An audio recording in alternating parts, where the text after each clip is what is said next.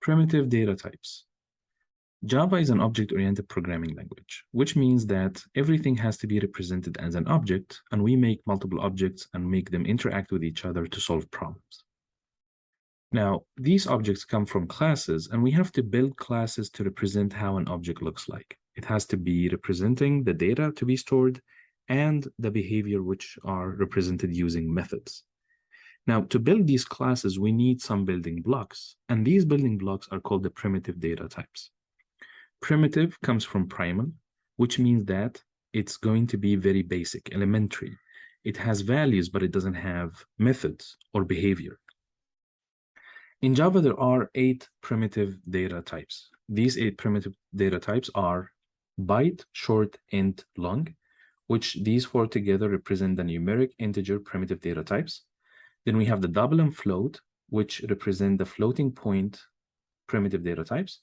And then we have 2 non-numeric primitive data types, which are called character or char and Boolean. Now, anything other than these 8 has to be non-primitive and has to be represented as an object. So you have 8 primitive and everything else is an object. Now we're going to talk about these primitive data types. So let's start with the non-numeric primitive data types. So the first one is Boolean, and Boolean is basically used to represent a state of true or false. And that is useful for conditions, for if conditions, for checking if something evaluates to true or false, and based on that, we can make some action. So we can create a variable that is called, or of data type Boolean. Let's call it, for example, is available. And this can evaluate to true or false. And in this case, you can use this to perform, so for example, any conditions that you have. And if you print it, it's going to print true.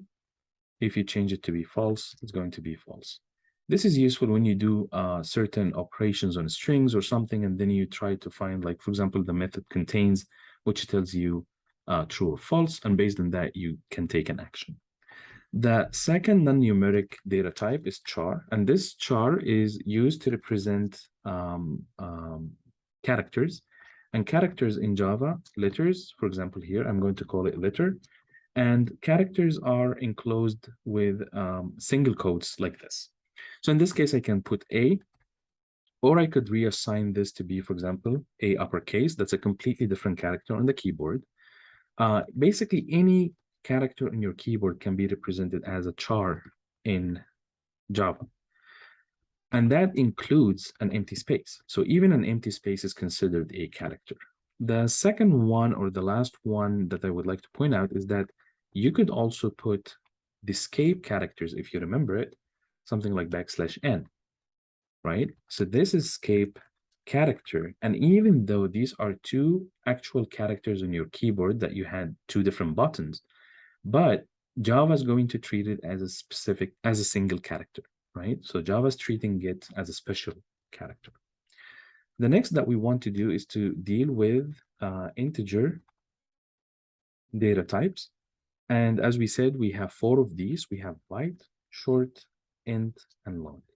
And to understand the difference between these, you have to understand that the only difference, even though like all of them represent whole numbers that have no fractions, but the difference is that each one has different size. And this means that it can represent a different range of numbers. The bigger the size, the wider the range of numbers that you can represent. So for example, the byte is 8 bits, which is the size of a byte. And that is going to represent numbers between -128 up to 127. Short is double the byte, right?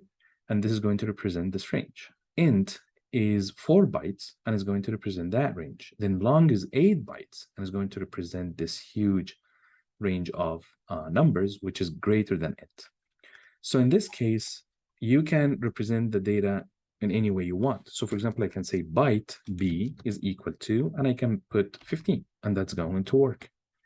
But notice that if I say B is equal to 127, that still works, right? Because that's still within the range. But if I put B is equal to 128, Java is going to complain is going to say this is 128, it's beyond the range of a byte. So I'm going to treat it as an int literal. And that's why I cannot put int into a byte. Now, if you go to short, so let's comment this one so it doesn't give us an error. But if you go to short s is equal to 128, this one is going to work because it's within the range of a short. All right. So whether you define it as a byte, you say, I would like 1 byte in the memory, short 2 bytes. Int, which is the most common integer type that you're going to use, is going to be the one that we use a lot, and it can store any number within the range that we have discussed here. All right. Now, when it comes to long, in this case, long can store any data type range or any range that you can represent here, which is wider than an int, right? So here it's working properly. Now, the thing about the long data type is that if you try to store a value that is beyond the value of an integer, all right, of an int, which is like 2 billion something, right? So let's say 2 billion, all right, something here. Now you will notice that Java is going to complain. Java is going to say this is not possible because this int is out of range. Now that doesn't make sense because this is within the range of a long. But the thing is, this here on the right-hand side is actually called an int literal, all right? So the number is an int literal, and Java treats it as an int, right?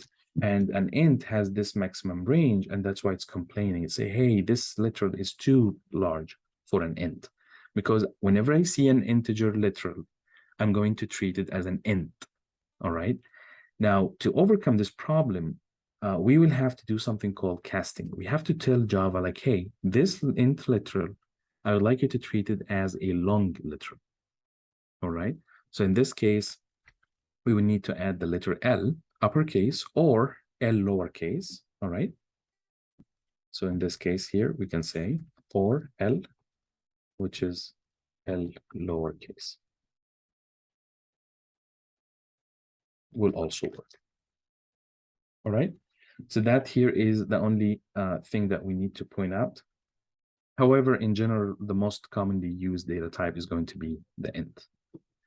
The last two data types that we are going to talk about are the float and double, right? For floating point numbers, floating point numbers. And in this case, we can say float. And notice here that one thing that you need to understand is that I cannot go and say int x is equal 1.5, right? Because this x is an int, it deals with integer, whole numbers. I cannot put fraction in there. So I cannot do that.